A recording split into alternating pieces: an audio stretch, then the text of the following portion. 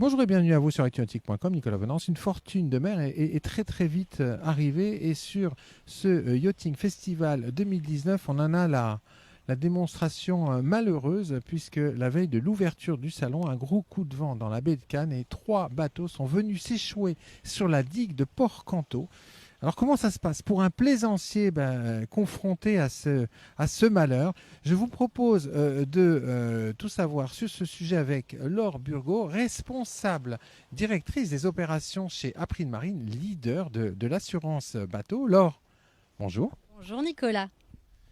Alors Laure, April Marine, vous êtes un des leaders de l'assurance bateau. À Cannes, vous êtes très présent puisque sur Port-Canto, vous avez notamment une agence régionale et quasiment sous vos fenêtres, un gros sinistre est intervenu puisque 3 bateaux se sont échoués dans la nuit de dimanche à lundi.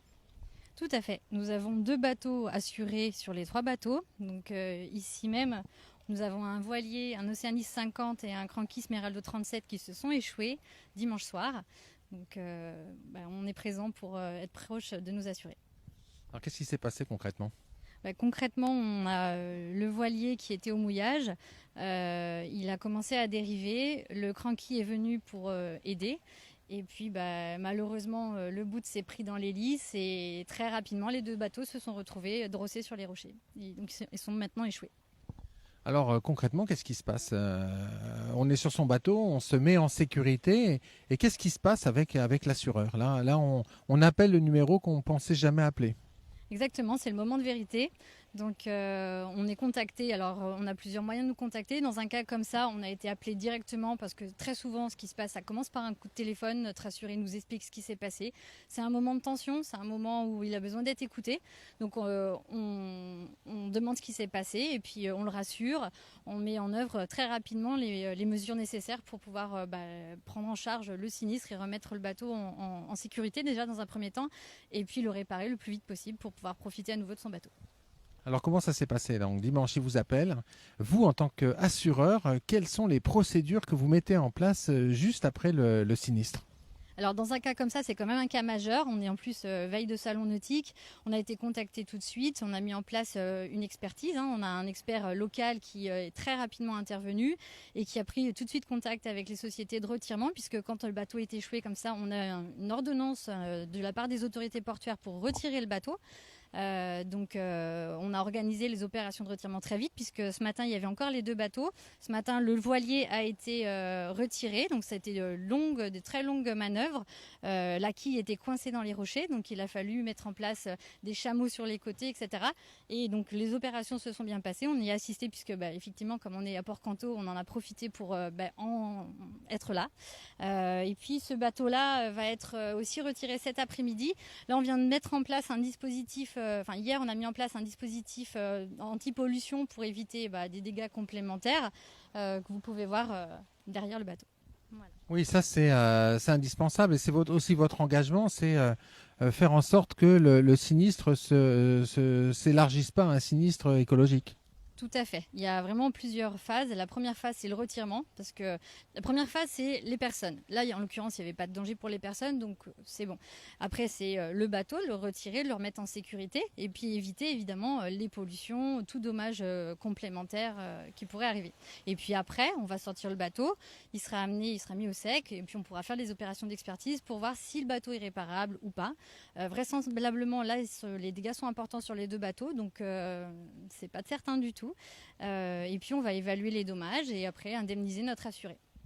Alors, qu'est-ce qui se passe? On a 2 cas. Soit la valeur du bateau est insuffisante pour entamer les réparations, soit elle est suffisante et dans ce cas-là, vous lancez les opérations de réparation. Alors en fait, ce qu'il faut savoir, c'est est-ce que ce bateau est économiquement réparable. Une fois qu'on aura mis l'ensemble des postes de préjudice bout à bout, il est possible qu'on dise non, il n'est pas économiquement réparable. Dans ce cas-là, ce sera une perte totale. Et en cas de perte totale, on va indemniser la valeur du bateau au jour du sinistre. Donc c'est l'expert qui va, en fonction du prix d'achat du bateau, de sa cote Argus, des réparations, des travaux qui ont pu être faits récemment, évaluer le montant réel au jour du sinistre. Donc là, ces 2 bateaux étaient assurés depuis très peu de temps chez nous. Donc vraisemblablement, ils ont fait des opérations d'entretien, etc. Donc on va évaluer le montant au plus juste en fonction donc aussi de la valeur d'assurance qui a été déterminée par le client au départ, au moment de l'assurance. Très important d'être bien assuré pour le bon montant. Je vais vous poser une question qui va vous paraître idiote, mais pour les frais de retirement, j'imagine que c'est des montants qui sont élevés. C'est le plaisancier qui doit les payer. Oui, ce sont des montants très élevés, effectivement. C'est normal, hein, ils ont fait un beau travail ce matin. On a vu, ils étaient 5, un plongeur et 4 personnes, avec du matériel, des barges, des motopompes. Ils ont fait le nécessaire.